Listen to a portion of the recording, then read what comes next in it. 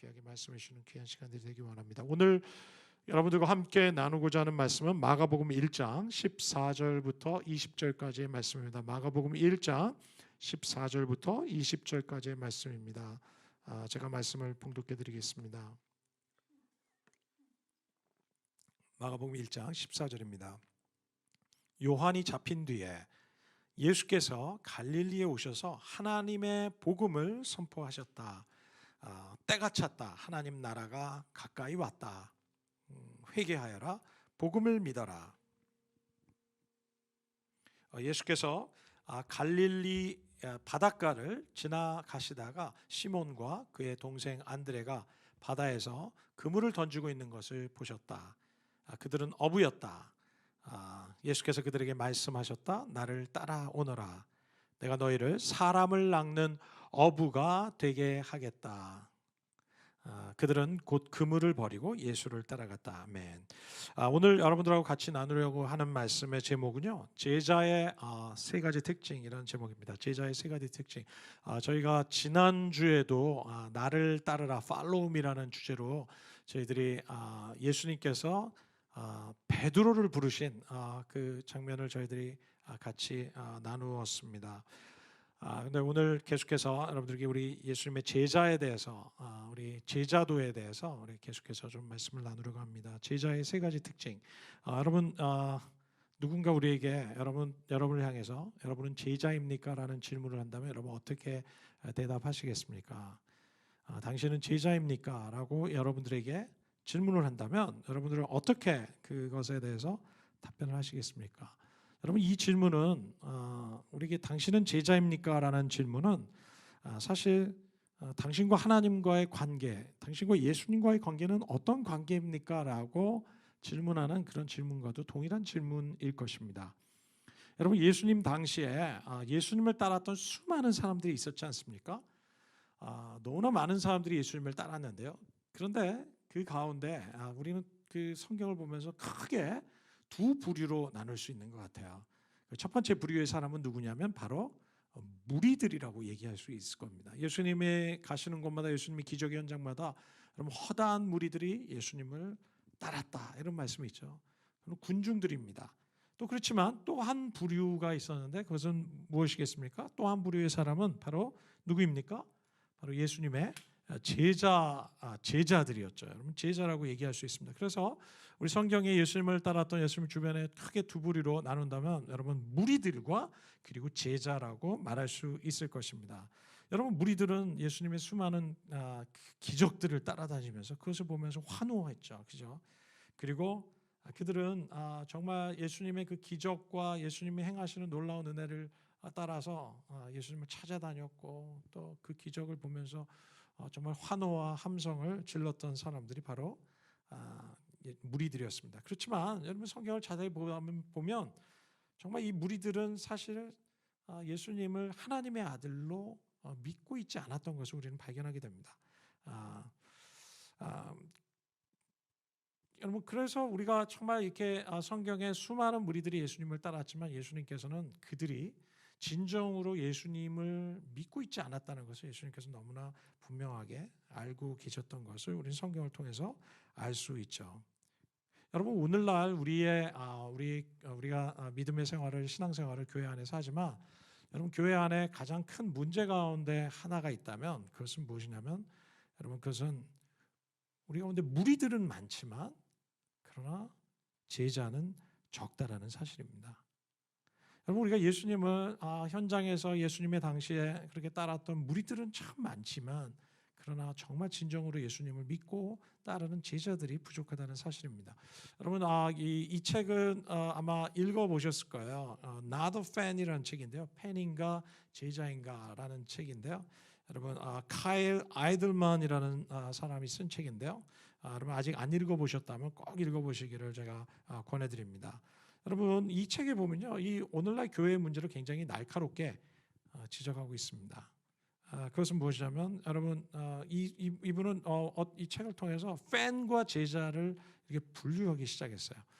팬은 여기 보면 어떤 사람들이니까 운동 경기나 선수 또는 연극, 영화, 음악 따위나 배우, 가수 등을 열광적으로 좋아하는 사람이라고 얘기합니다. 그래서 그것을 이제 팬이라고 얘기하죠. 그들의 특징은 굉장히 열광적이에요, 그죠? 오늘날도 우리는 축구 팬들도 있고, 여러분 또 농구 팬들, 야구 팬들이 뭐 대단하지 않습니까? 또 그뿐만 아니라 우리 오늘날 연예인들, 한류 팬들이 얼마나 대단합니까? 너무나 열광적이지 않습니까? 그렇지만 그렇게 열광적인 팬들도 여러분 순식간에 다 사라질 수 있다는 거 여러분 아세요? 여러분 그래서 그 팬들의 특징은 여러분 볼거리가 없다든지 자신이 그동안 이렇게 열광적으로 따랐던 그 선수나 여러분 그 아티스트가 요즘 잘 퍼포먼스를 잘 못한다든지 할 때 그들은 언제든지 등을 돌리고 또는 비난하고 떠나는 일이 정말 종종 있습니다. 그래서 여러분 요즘도 또 이렇게 유튜브나 아니면 우리 SNS에서도 요즘 팬들이 그런 좀 인기인들이 좀 있지 않습니까? 순식간에 그렇게 따르고 그렇게 열광적으로 댓글을 달던 여러분 그 팬들이요, 어느 순간 그 사람이 조그만 실수를 발견할 때 얼마나 공격적으로 공격하는지 여러분 너무나 잘 아시지 않습니까? 여러분 그것 때문에 여러분 사람들이 정말 나가 떨어지는 일들이 너무나 많이 있는 것을 우리는 보게 됩니다. 여러분 팬들은 여러분 우리가 팬들은 자기가 그렇게 열광적으로 따르는 그 사람이, 그 선수가 어떤 어려운 상황에 있는지 이해하려고 하지 않습니다. 그냥 단순히 그들이 잘하느냐 아니면 나를 기쁘게 해주느냐가 굉장히 중요한 요인인 거죠. 여러분 그렇기 때문에 이 팬들은 절대로 여러분 선수나 아티스트를 향해서 절대로 희생이나 고생 같은 것은 꿈꾸지도 않는 것이 팬일 것입니다. 오로지 그들의 관심은 뭐냐면 자기 자신에게 있고 자기 자신이 얻게 되는 기쁨과 만족. 여러분 이것이 얼마나 중요한지 모르겠습니다. 그런데 여러분 이 아이들만이라는 사람은 팬인가 제자인가의 책에서 바로 이것을 정말 이렇게 이 개념을 사용해서 오늘날 우리 교회 안에 우리 성도들 가운데 이렇게 팬과 같이 예수님을 따라다니는 사람들이 너무나 많이 있는 것을 여러분 지적하고 있다는 것입니다. 여러분 많은 사람들이 예수님을 믿고 있다고 하지만 여러분 그들은 제자라기보다 군중이고 팬에 해당한다는 것이죠. 예수님을 믿다가도 예수님이 나에게 정말 내 기도의 응답대로 응답해 주지 않을 때 그들은 실망하고 예수님을 떠나기도 하고요. 예수님을 욕하기도 하고 예수님을 원망하기도 하는 삶을 정말 쉽사리 보이기 시작합니다. 믿음으로 이렇게 내가 하나님 앞에 믿음의 삶을 살았는데 왜 내가 얻는 결과는 이것밖에 되지 않느냐 하면서 분노하면서 오히려 하나님을 비난하거나 원망하는 일이 얼마나 많은지 모릅니다. 다시 얘기하면 여러분 이러한 신앙생활을 이런 마음으로 예수님을 믿고 하나님을 따르는 사람들은요, 여러분 주님을 위해서 내가 무언가를 헌신하고 희생한다는 생각은 꿈에도 꾸지 못하는 거죠. 여러분 그들의 삶에는 주님을 위해서 고난을 당한다는 것은 정말 있을 수 없는 개념인 것이죠. 그러면서도 문제는 무엇이냐면 우리 자신이 예수님의 제자라고 착각하고 있다는 것이에요. 예수님은 성경에 보면 수많은 무리들과 제자를 분명하게 구별하고 구분하고 계시다는 것입니다. 여러분 제자가 아닌 군중들은요, 예수님을 순식간에 떠나버렸다고 성경은 기록합니다. 여러분 요한복음 6장 66절의 말씀에 보면 이렇게 기록하고 있지 않습니까? 그렇게 따랐던 군중들이, 무리들이 이 때문에 제자 가운데서 많은 사람이 떠나갔다고 얘기합니다. 더 이상 그와 함께 다니지 아니했다. 예수님과 함께 다니지 아니했다. 순식간에 예수님께서 그렇게 오병이어의 사건을 이제 이 요한복음 6장에서는 오병이어의 기적을 보이시지 않습니까? 그렇지만 예수님은 그렇게 수많은 군중들이 예수님을 그렇게 칭송하면서 예수님을 왕으로 삼으려고 하는 그 순간에도 예수님은 그들이 무엇 때문에 자기에게 그렇게 반응한지를 예수님은 너무나 잘 알고 계셨다고 얘기합니다. 그래서 요한복음 6장 26절은 이렇게 기록하고 계시는 거죠. 뭐라고 합니까? 빵을 먹고 배불렀기 때문입니다. 저들이 나를 찾는 것은 표징을 보았기 때문이 아니라 빵을 먹고 배불렀기 때문에 그들의 육신적인 배를 채워주 그런 기적을 베풀었기 때문에 그들은 나를 따른 것이지 정말로 나를 믿고 나를 하나님의 아들로 나를 사랑해서 따르는 것이 아니었던 것을 예수님께서 너무나 분명히 하셨습니다. 그리고 그 군중들은 바로 예수님이 본질적으로 예수님이 누구이신지를 분명하게 밝히 말씀하기 시작했을 때 예수님 자신이 하늘로서 온 하나님의 떡이라는 것, 하나님의 생명의 양식이라는 것, 하나님의 아들로서 이 땅에 생명을 주시기 위해서 오셨다는 것을 분명하게 자기의 본질을 밝히기 시작했을 때 사람들은 이 때문에 제자 가운데 많은 사람이 떠나갔다고 얘기하면 그 제자라는 것은 무리들을 의미하는 것입니다. 그리고 더 이상 그와 함께 다니지 않았다라고 성경은 기록하고 있습니다. 결론적으로 예수님을 떠난 이유는 무리들은 바로 예수님으로부터 얻으려고 했던 팬들에 불과했기 때문에 라는 것이죠. 팬들은 언제나 떠나게 되어 있습니다. 환난이 오고 고난이 오고 희생해야 할 시간이 오면요 다 떠나게 되어 있습니다. 이것이 바로 무리들의 믿음입니다. 그래서 결국은 예수님과 끝까지 예수님을 따르지 못하고 그들은 진정한 구원에 이르지 못하게 되었다고 성경은 얘기합니다. 여러분 우리 교회 공동체 안에서도 그런 일이 얼마나 허다합니까? 여러분 교회가 예수님의 본질적인 우리 믿음의 본질적인 것을 강조하기 시작할 때 사람들은 실망하고 떠난 경우를 많이 보게 됩니다. 때로는 주님을 섬기는 일이 얼마나 중요한지, 주님은 섬김을 위해서 우리가 희생해야 하는 일이 얼마나 중요한지, 우리가 억울함도 우리가 감내해야 하는 것을 얼마나 중요한지 강조하기 시작할 때 여러분 교회 공동체 안에서도 쉽게 떠나는 사람들이 많습니다. 교회가 조금만 어려워도 쉽게 떠나는 사람이 얼마나 많습니까? 여러분 주님은 우리에게 제자가 되어야 한다고 말씀하십니다.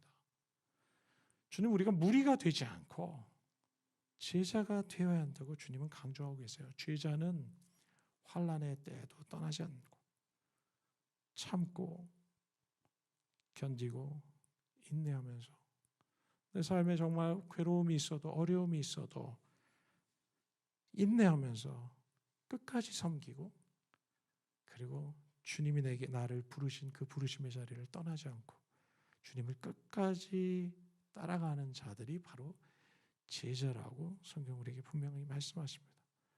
여러분 우리가 그리스도의 제자가 되기를 주님 원하십니다. 제자가 되어야 합니다. 무리가 아닌 다른 사람들을 그냥 쫓아다니니까 나도 그냥 밀려서 그 분위기에 휩싸여서 따라가는 자가 아니라 다른 누구도 다 예수님을 등지고 떠날지라도 주님을 끝까지 따라갈 수 있는 주님의 부르심의 자리를 지킬 수 있는 여러분 그런 제자가 되기를 주님은 우리에게 원하십니다. 여러분 우리 안에 참 이렇게 잘못된 이해가 참 있는 것 같아요. 이 제자에 대한 잘못된 이해가 있는 것 같아요.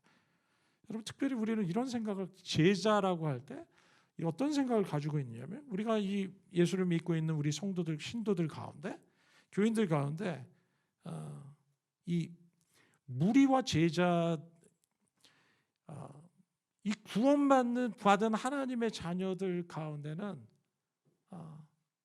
그들 가운데 특별히 소수의 사람들 하나님이 특별히 선택해서 특별히 따르라고 하는 사람들을 제자라고 생각하는 경향이 있는 거예요. 무슨 소리인지 아십니까?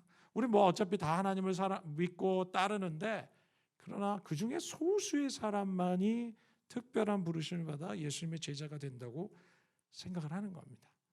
그래서 그렇게 생각을 하다 보니까 내가 하나님이 예수님께서 우리가 나를 따르라 하시는 말씀을 우리는 들을 때 나하고는 상관없어 이렇게 생각하는 거죠. 나는 믿는 거는 가능하고 난 뭐 구원 받았지만 그렇지만 내가 제자까지 될 생각은 없고 그런 사람은 특별한 소수의 사람, 뭐 전도사님, 목사님, 선교사님 이런 소수의 사람만이 예수님의 제자가 되는 것처럼 우리가 잘못 오해하는 경우가 많은 거죠. 그러나 그렇지만 성경은 우리에게 그렇게 말씀하고 있지 않다는 거예요. 여러분, 무리는 성경에서 나오고 있는 무리는 구원받은 사람들이 아닙니다. 예수를 믿고 따르는 사람들이 아니고 그들은 언제든지 조금만 어려워도 떠나갈 사람들인 것을 알고 그들은 예수님께서 가시는 길까지 따라가지 못했던 사람들을 우리에게 보여주시지 않습니까? 그래서 우리는 생각하기를 이 12제자, 12사도를 우리가 좀 생각하는 거죠. 예수님의 12명의 제자들. 그러면서 우리는 이 12명의 제자는 아주 특별한 예수님의 그 제자. 그러나 이제 성경을 보면 12명의 제자만 그 당시 예수님을 따랐지는 않았다. 그 외에도 12명 외에도 다른 제자들이 있었던 걸 우리 성경에 보면 나와요. 거기는 70인의 여러분 예수님의 제자들 70명이 있었다고 얘기해요. 또 예수님께서 죽으시고 부활하신 후에 또 승천하신 후에 모여서 함께 기도했던 마가의 다락방에서 기도했던 120명의 여러분 성도들이 있었던 것을 우리가 제자들이 있었던 것을 우리가 말씀하고 계시지 않습니까? 그래서 여러분 예수님께서 이렇게 12명의 제자들을 특별히 택하신 것은 그들은 특별히 물론 한 사람 한 사람 예수님의 제자였지만 또 그 12명 외에도 예수님의 제자들이 많이 있었지만 특별히 이 12명에게는 예수님께서는 특별히 뭐라고 얘기하시면 사도들이라는 명칭을 주셨어요. 다시 얘기하면 이 12명의 제자들은 앞으로 예수님이 죽으시고 부활하시고 승천하신 후에 예수님께서 안 계실 때 그들은 하나님의 교회를 이끌어갈 주님의 공동체의 지도자들이고 그들을 기반으로 이 12명의 사도들을 기반으로 예수님께서는 교회를 시작하시고 또 그 주님의 교회 당시 교회 지도자들로 세우시기 위해서 그 12명을 선택하시고 특별히 예수님께서는 3년 동안 그 플랜을 가지고 그들을 양육하시고 제자로 훈련하셔서 그들을 마침내 교회의 지도자들로 세우시지 않습니까? 여러분 성경에 우리가 자세히 보다 보면 누가 제자냐면요. 예수님을 믿고 따르는 모든 사람들이 예수님의 제자인 것을 우리에게 말씀하고 계시다는 거예요. 한번 생각해 봅시다. 예수님 믿는다는 게 무슨 의미일까요? 예수님을 믿는다는 것이 무엇을 의미하는 것일까요? 예수님을 믿는다는 것은 다른 말로 얘기하면 예수님을 따른다는 의미 아니겠어요? 여러분 이해하시죠? 예수님을 믿는다는 건 예수님을 따른다는 거야. 이 예수님을 따른다는 의미는 무슨 의미입니까? 예수님의 말씀을 믿고 그 말씀대로 순종해서 그분의 말씀하신 대로 순종하며 사는 사람을 얘기하는 거죠. 그 예수님을 따르는 것 아니겠습니까? 또 동시에 예수님을 따른다는 것은 그분이 걸어가신 삶을 우리도 함께 동일하게 따라가고 걸어간다는 것을 의미하지 않겠어요? 예수님이 걸어가신 길을 예수님이 당하신 삶을 예수님이 겪으신 삶을 우리도 따라간다는 것을 의미하지 않겠어요? 또 동시에 예수님의 제자가 된다는 것은 바로 우리가 예수님과 같이 예수님을 닮아가는 모습을 우리에게 닮아가는 삶을 우리에게 말씀하지 않습니까? 여러분 그렇기 때문에 여러분 제자라고 하는 것은 어떤 겁니까? 일반적으로 스승의 말을 듣고 그 말대로 순종해서 따라가고 동시에 그 스승처럼 닮아가는 거, 그 사람을 바로 우리는 제자라고 얘기하지 않습니까? 예수님의 제자는 바로 이겁니다. 예수님의 말씀을 듣고 순종하고 따라갈 뿐만 아니라 여러분 그분을 닮아가는 사람, 그것이 바로 예수님의 제자라는 것이죠. 여러분 그렇기 때문에 예수를 믿는다는 것은 뭘 의미하냐면 예수님의 제자가 된다는 것을 의미해요. 예수님을 믿는데 나는 제자가 아닌 여러분 그런 개념은 없다는 거야. 성경은 우리가 예수님을 믿는 예수를 믿는다는 것은 바로 내가 원하는 대로 사는 삶이 아니라 바로 나의 주인 되신 하나님이 원하시는 삶을 따라가고 섬기는 삶을 우리에게 말씀하고 계시는 것이죠. 그래서 예수를 믿는다는 것 자체가 우리는 예수님의 제자가 된다는 것을 의미하는 것이죠. 여러분 그러므로 여러분 우리 모두가 주님의 자녀로 그냥 대충 믿고 그냥 나는 예수 믿으니까 나는 예수님을 구주로 믿으니까 나는 구원 받았으니까 그냥 이렇게 살다가 천국 가는 거 여러분 그것이 아니라는 거예요.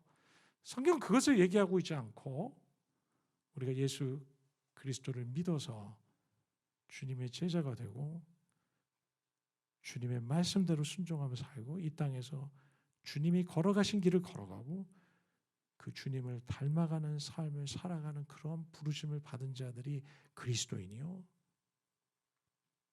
주님의 자녀들이요 그분의 제자들이라는 것입니다. 여러분 믿으십니까? 여러분 그렇기 때문에 여기 앉아 계신 모든 분들 예수를 믿는다는 모든 분들은 내가 예수의 제자로 부르심을 받았다는 사실을 분명히 믿으셔야 합니다.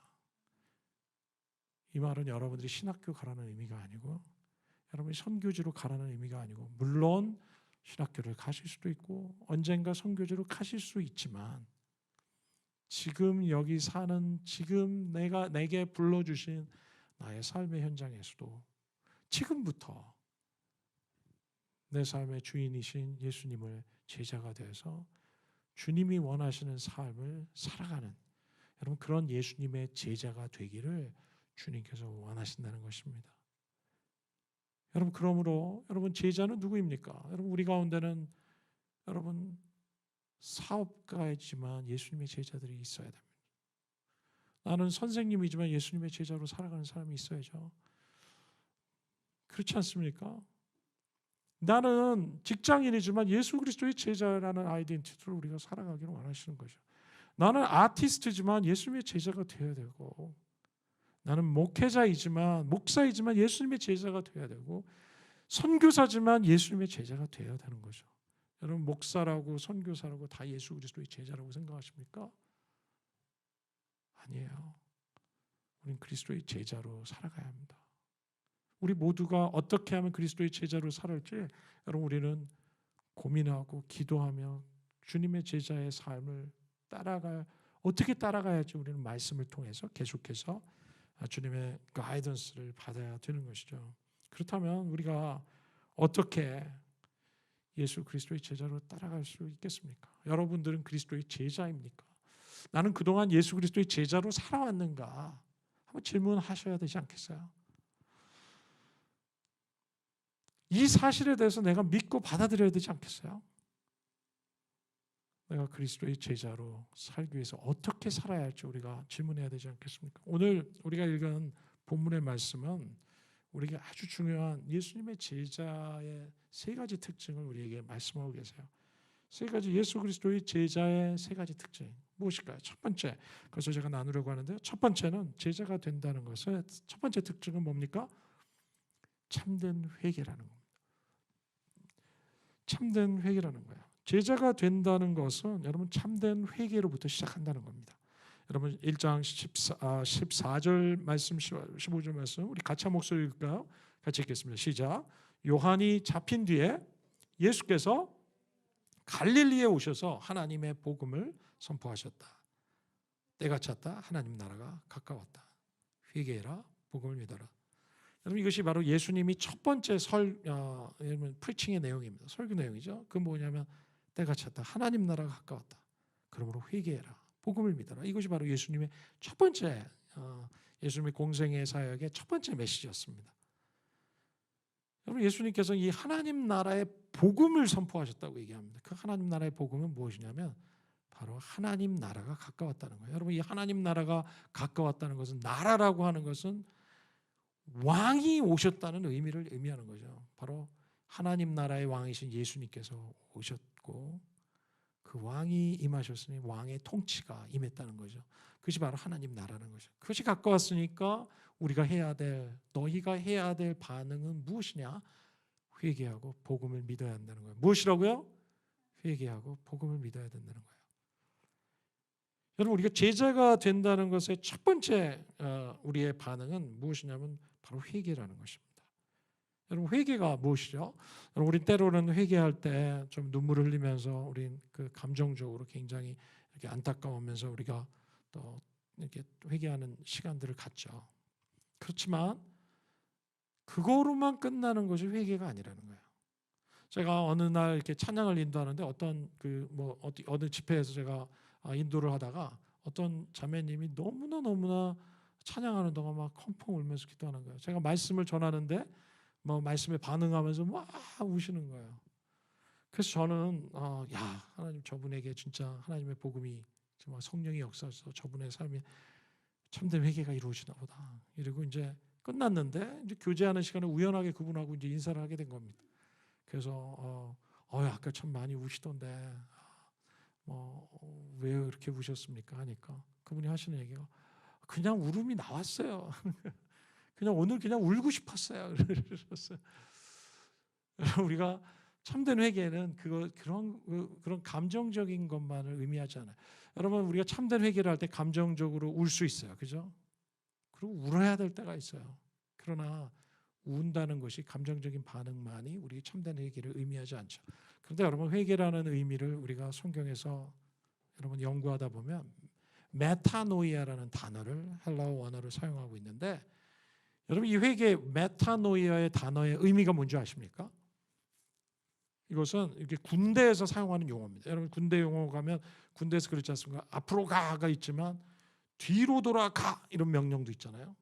뒤로 돌아가 그러면 뭡니까? 군인들이 척척척척 하고 앞으로 가다가 뒤로 돌아가 하면 완전히 180도 회전해서 짠 하고 완전히 방향을 돌리지 않습니까? 여러분 이게 바로 메타노이아라는 원어적인 의미입니다. 다시 얘기하면 이 군사 용어예요. 회개하라는 것은 바로 자기가 가던 방향에서 180도 다른 방향으로 돌이키라는 의미입니다. 네, 우리 시영 형제 요즘 제일 많이 하고 있을 게 앞으로가 뒤로 돌아가라고 생각하는 잘하고 있겠죠, 그죠? 뒤로 돌아가 이게 너무나 중요한 훈련이에요, 그죠? 근데 뒤로 돌아가 했는데도 계속 앞으로 가. 여러분 그러면 이제 군 생활이 좀 편하지 않을 거야. 여러분 이게 바로 회개의 의미입니다. 여러분 주님께서는 우리에게 뭐라고 얘기했으면 하나님 나라가 가까워서 이제 뭘 해야 됩니까? 뒤로 돌아가야 된다. 너희는 여태까지 하나님 나라와 상관없이 살았지만 이제 하나님 나라와 상관없는 방향으로 이 방향으로 가고 있었지만 이제 방향을 전환해라. 이제 완전히 돌이켜서 하나님 나라를 향한 삶의 방향으로 완전히 삶의 목표와 방향을 바꾸어라 하는 말이 바로 메타노이아 회개하라는 의미예요. 내가 죄란 무엇입니까? 죄란 내 인생의 주인이 나 자신이라는 것이 근본적인 의미 아닙니까? 내가 내 인생의 주인이야. 내가 원하는 대로 살고 내가 뜻하는 곳으로 내가 사는 거야. 여러분 이것이 바로 내 인생의 주인이 나인 것처럼 사는 게 죄라 그랬잖아요. 그런데 그런 우리를 바로 하나님이 우리에게 참된 왕이신 예수님이 오셨으니 이제 너희는 뒤로 돌아서 내 인생의 주인인 바로 주님이십니다. 그리고 이제는 주님이 원하시는 길, 주님이 원하시는 방향, 내 삶의 방향으로 완전히 내 삶의 방향 전환이 이루어지도록 말씀하시는 거예요. 여러분 이것이 바로 참된 회개라는 겁니다. 여러분 우리가 예수님의 제자로서의 삶의 첫 출발점, 가장 먼저 시작되어야 되는 것은 바로 제자는 참된 회개로부터 시작되어야 된다는 것이에요. 제자는 내 방향에서 하나님 방향으로 내 중심에서 하나님 중심으로 내 인생이 변화되어질 때 그때 비로소 우리는 그리스도의 제자가 된다는 것을 의미하는 것이죠. 또 우리가 방향만을 전환할 것이 아니라 우리는 그동안 우리가 사랑했던 것 그리고 우리가 쫓아갔던 것 우리가 소망으로 여겼던 것 우리가 정말 내 인생의 목적처럼 살았던 것 그것을 향해서 우리는 성경은 우상이라고 얘기하잖아요. 다시 얘기하면 우리가 우상으로부터 우리가 돌이키라는 것을 성경은 우리에게 이것이 바로 참된 우상으로부터 돌이키는 방향 전환이 우리 삶에 있어야 된다고 얘기하시죠. 그래서 여러분 데살로니가 전서 1장 9절에 이렇게 말씀하시지 않습니까? 우상을 버리고 하나님께로 돌아와서 살아계시고 참되신 하나님을 섬기라고 말씀하십니다.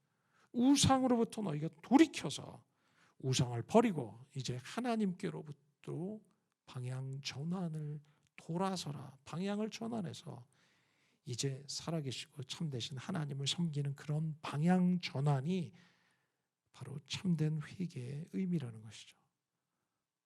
여러분, 우리가 돈을 위해서 또 세상의 성공을 위해서 살아가는 것이 아니라, 여러분, 그 돈과 성공 자체가 문제가 아니라, 여러분, 이것들이 내 인생에 하나님보다 더 중요해지고 하나님 자리에 놓이게 될 때, 이것이 우리의 소망이 되고 이것이 우리의 인생의 목표가 될 때, 이것이 죄가 된다는 것이죠. 주님, 이것이 이러한 우상으로부터 우리가 하나님이 우선권을 가지실 수 있도록 해라 하는 그런 방향 전환이 우리 삶에 있으라고 말씀하시는 것이죠. 그래서 여러분, 이 참된 제자의 세 가지 특징 가운데 하나는 바로 참된 회개라는 것, true repentance가 첫 번째 요구된다는 거예요. 두 번째 특징은 무엇이면, 제자의 특징은 바로 참된 따름이라는 겁니다. 무엇이라고요? 참된 따름, true follower가 되는 것을 true following을 의미합니다. 여러분, 16절의 말씀에 보니까 예수님께서 갈릴리 바다를 지나가고 계시는데 그때 누구를 만났습니까? 시몬과 그의 동생 안드레가 바다에서 그물을 던지고 있는 것을 보셨다. 시몬은 베드로를 얘기하는 거죠. 그물을 던지고 있을 때 그들은 어부였다. 예수님께서 그들에게 뭐라고 얘기하십니까? 나를 따라라. 지난 시간에도 예수님께서 그 베드로를 부르신, 나를 따르러 가신 베드로를 부르신 그 장면을 우리가 기억하지 않습니까? 내가 너를 사람을 낚는 어부가 되게 하겠다. 그때 그들은 어떻게 했습니까? 그들은 곧 그물을 버리고 예수를 따라갔다고 얘기합니다. 그리고 그들의 삶에는 예수님의 제자가 됐죠. 여러분, 예수님의 제자의 두 번째 특징은 바로 참된 따름이라는 거예요. 여러분, 많은 그리스도인들의 삶에 우리가 말은 하지 않지만 우리 속에 있는 생각은 뭐냐면 이겁니다. 저는 예수님을 믿습니다. 그렇지만 예수님을 따르라는 말씀은 제발 좀 하지 마십시오라는 게 우리 속에 있는 생각들이에요. 나는 예수님 믿어. 그렇지만 예수님을 따르기는 원치 않아. 예수님이 제자가 되기는 원치 않아 라는 생각이 우리 속에 너무나 가득 차 있어요. 그래서 우리 속에 어떤 생각의 구조가 있냐면, 예수님을 믿는 것과 예수님을 따른다는 것은 별개인 것처럼 생각하는 거죠. 그렇지만 여러분, 믿음의 본질을 보면요, 예수님을 믿는다는 것과 따른다는 것은 뗄래야 뗄 수 없는, 여러분, 이것은 하나의 개념이라는 거예요. 여러분, 믿으면 따르게 돼 있어요. 여러분, 한번 생각해 보시죠. 누군가 정말로 믿으면 그 사람을 따라가게 돼 있습니다. 신뢰하게 되니까. 진정으로 믿는 사람은 그분의 말씀을 따라갈 수밖에 없는 거예요. 사랑하기 때문에, 존경하기 때문에, 그분이 누구신지를 알기 때문에. 여러분, 이 베드로와 안드레가 바로 예수님이 누구신지를 그때 만났기 때문에 그들은 따라갈 수 있었던 것이죠. 여러분, 이 따름은 믿음에 포함된 개념이에요. 믿는 자는 따르게 돼 있고, 따르는 자가 참으로 믿는 자입니다. 그러므로 예수님을 믿는다는 것은 예수님을 따라간다는 의미예요. 예수님을 따라가는 제자라는 것, 예수님의 순종하는 제자라는 것을 우리에게 그런 의미를 말씀해 주시는 것이죠. 여러분, 마태복음 7장 21절의 말씀에도 이런 말씀이 있습니다. 여러분, 같이 읽을까요? 같이 읽겠습니다. 시작. 나더러 주님 주님 하는 사람이라고 해서 다 하늘나라에 들어가는 것이 아니다. 하늘에 계신 내 아버지의 뜻을 행하는 사람이라야 들어간다라고 말씀하십니다. 누가 하늘에 들어가요? 하늘에 계신 내 아버지의 뜻을 행하는 사람. 여러분, 주여 주여 하는 자마다 천국에 들어가는 것이 아니라는 거예요. 하나님 아버지의 뜻을 행하는 사람, 따르는 사람. 여러분, 입술로만 주여 주여 하는 것이 진정한 믿음이라고 성경은 얘기하고 있지 않아요. 그럼에도 불구하고 우리는 그냥 주여만 외치면 우리가 마치 천국의 티켓을 다 따놓은 것처럼 그렇게 얘기하는 것은 주님의 복음을 정말 온전하게 이해하지 못하는 것임을 우리 성경을 통해서 알게 돼요. 여러분, 진정한 제자는 단순히 듣는 자가 아닙니다. 그냥 심플 리스너가 제자가 아니에요. 제자는 누구냐면 듣고 따르는 자라는 거예요. 너무나 많은 사람들이 우리 신앙생활하면서 감동받는 거에만 치중하는 경우가 얼마나 많습니까? 내가 오늘 감동받으면 은혜 받았다고 생각하고 그 은혜 받으면 내가 모든 것이 다 해결된 것처럼 카타르시스를 느끼면서 그것에 만족해서 살아가는 사람들이 얼마나 많은지 모릅니다. 그러나 감동 자체가 충분하지 않아요. 감동을 통해서 우리는 하나님을 경험하고 그리고 따라가야 합니다. 제자는 단순히 믿는 자가 아니라 듣고 반응하는 자, 따라가는 자. 이것이 바로 두 번째 특징이라는 겁니다. 여러분, 우리 세 번째 특징은 여러분 우리 두 가지 나눴습니다. 예자의 첫 번째 특징은 무엇이라고요? 참된 회개입니다. 두 번째 특징은 참된 따름이 있어야 한다는 거예요. 세 번째 특징은 무엇입니까? 그것은 참된 희생을 의미합니다. 여러분, 제자는 기꺼이 대가를 치르는 사람들이에요. 기꺼이 희생하기를 여러분 주저하지 않는 사람인 것을 우리에게 말씀하십니다. 여러분 16절부터 말씀을 다시 볼까요? 여러분, 예수님께서 우리 지나가시다가 시몬과 안드레를 부르실 때 나를 따르라. 그때 그들이 어떻게 했습니까? 내가 너희를 사람 낚는 어부가 되게 할 때 18절에 그들은 어떻게 했습니까? 그물을 버리고 예수님을 따라갔다고 얘기합니다. 19절의 말씀 보니까 따라갔는데 어떻게 따라갔냐면 그물을 버리고 따라갔고 19절에 보니까 예수님께서 조금 더 가시다가 세베대의 아들 야고보와 그의 동생 요한이 배에서 그물을 깁고 있는 것을 또 보셨다고 얘기합니다. 곧바로 그들을 부르셨죠. 그들은 아버지 세베대를 일꾼들과 함께 배에 남겨두고 곧 예수를 따라갔다고 얘기합니다. 자기의 부모를 버려두고 주님을 따라갔다고 얘기합니다. 그리고 그물을 버려두고 자기의 생계를 버려두고 주님을 따라갔다고 얘기합니다. 여러분, 오늘날도 이 일은 쉽지 않지만 그 당시에는 정말 힘들지 않았겠어요? 그 당시에는 정말 이 생업을 버리고 또 부모를 버린다는 것은 정말 절대적으로 쉬운 상황이 아니었을 거예요. 그렇지만 그들은 주님이 누구신지를 알았을 때 그들은 모든 것을 내려놓고 대가를 치르고 예수님을 따랐다는 거예요. 그 대가는 무엇입니까? 그 따름의 대가는 정말 자기의 생업까지도 자기의 부모까지도 내려놓고 따라갔다는 것이죠. 왜냐하면 예수님의 말씀을 들었을 때 그들은 이 예수님, 자기들에게 나를 따르라고 말씀하신 그 예수님이 누구신지를 그들은 경험했고 만났기 때문에 그들은 이렇게 할 수 있었던 것이죠. 어떤 분들은 이런 질문을 할지 모르겠어요. 뭐냐면 예수님 믿고 구원받는 일은 그냥 은혜로 이루어지는 것 아닙니까? 아니 대가를 치르다니요? 이게 무슨 말입니까? 라고 얘기할지도 모르겠어요. 네, 맞아요. 우리가 여러분 구원받는 것은 전적인 하나님의 은혜로 구원을 받는 거죠. 하나님께서 전적으로 십자가에서 우리를 위해서 치르신 그 십자가의 희생 때문에 그것을 믿는 자마다 은혜로 우리는 그 전적인 은혜로 구원을 얻게 되는 것이죠. 우리가 구원을 받는데 우리가 이룬 일은 하나도 없어요. 예수님께서 다 이루시고 하나님께서 다 이루어 주신 일이죠. 맞습니다. 우리는 은혜로 구원받았고 그 은혜라는 의미는 공짜라는 의미예요. 여러분 값없이 받은 거예요. 그렇지만 그 은혜가 결단코 값싼 은혜가 아니라는 거예요. 여러분 믿으십니까? 이 은혜는 값싼 은혜가 아니라는 거예요. cheap grace가 아니라는 거예요. 우리는 은혜로 구원을 얻었지만 그 은혜는 너무나 가치 있고 하나님이 사람이 되셔서 우리를 위해서 희생하신 엄청난 희생에 들어있는 값비싼 은혜라는 사실을 성경은 우리에게 말씀하고 계시다는 것입니다. 그런데 이 값비싼 은혜를 이 은혜가 정말로 값비싼 하나님의 은혜인 것을 우리가 깨닫게 될 때 그럼 그때 우리가 어떻게 됩니까? 그 은혜에 너무나 감격해서 우리 자신을 드리고 모든 것을 버리고 그분께 반응하며 그분을 섬기며 사랑하게 되는 것이죠. 여러분 여러분 믿음의 사람 선배들 가운데 아주 굉장한 우리 독일의 신학자인데요. 디트리트 본헤퍼라는 사람이 있습니다. 여러분 아마 잘 아시는 분이실 거예요. 나치의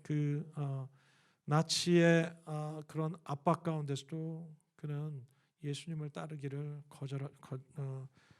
포기하지 않고 끝까지 희생을 치르면서 예수님을 따라간 사람입니다. 근데 이 사람이 쓴 The Cost of Discipleship이라는 책이 있는데요.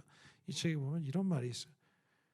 뭐라고 하냐면 예수님은 우리를 값싼 은혜로 부르신 것이 아니라는 거예요. Jesus does not call us to cheap grace. 값싼 은혜로 부르신다는 거예요.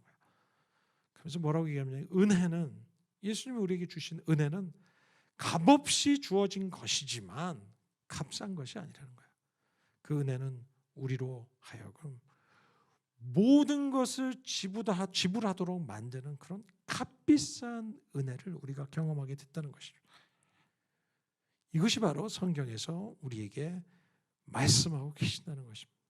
그러므로 우리에게 주님께서 나를 따르라고 하실 때 주님은 너무나 많은 그리스도의 제자들은 주님께서 자기를 따르라고 하실 때 그들은 자기의 생업도 버려두고 부모도 버리고 자기의 처와 자식도 버리고 주님보다 더 사랑하지 않고 그리스도를 따라가는 그런 놀라운 은혜를 참된 삶을 살아가게 됐다는 것이죠.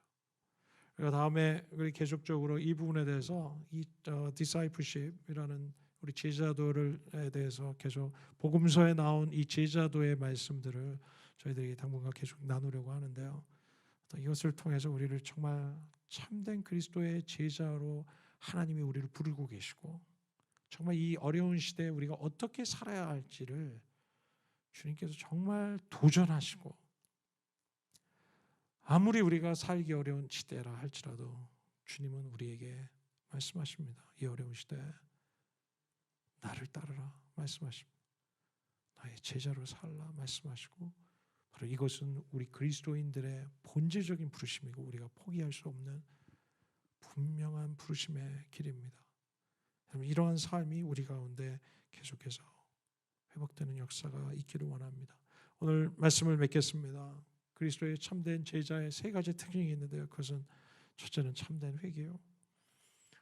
둘째는 참된 따름이요. 세 번째는 참된 희생입니다.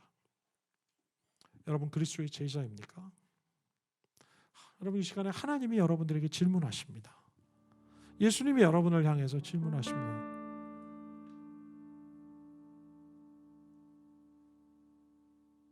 우리는 과연 주님의 제자입니까?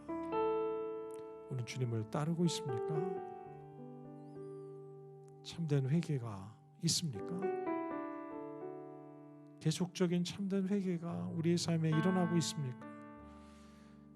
계속적으로 참된 따름을 선택하며 살고 계십니까? 우리 삶에 참된 희생, 대가를 치르며 끝까지 주님을 섬기고자 하는 그런 마음들이 우리 속에 있습니까? 주님은 우리 한 사람 한 사람을 진정한 제자로 따르라 말씀하시고 진정한 제자가 되어야 한다 말씀하시고 진정한 제자로서의 삶이 우리 속에 있기를 원한다고 말씀하십니다. 그것은 억지로가 아니라 그리스도의 사랑으로 하나님의 은혜를 경험한 우리가 참된 그 은혜 속에 따라가는 우리들이 되기를 원합니다. 무리의 신앙이 머무르지 아니하고 참된 제자의 신앙의 삶을 살기를 주님 원하십니다. 여러분 이 시간에 잠시 우리 찬양 하나 할까요?